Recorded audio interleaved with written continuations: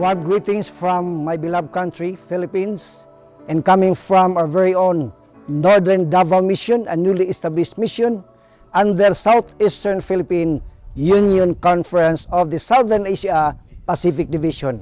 We are glad to be here despite the long distance of our travel, but we are here taking part of this ECD homecoming evangelism.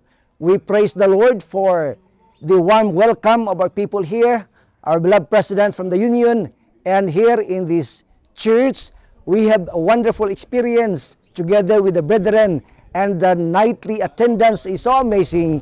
People are coming every night from the afternoon till evening, and we are glad that people are having a good response to know the truth, to give their lives to Jesus Christ.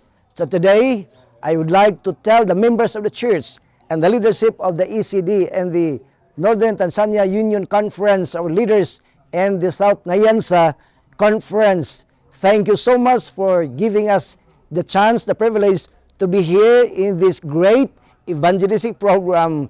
Remember to come home. Praise the Lord. Glory to His name.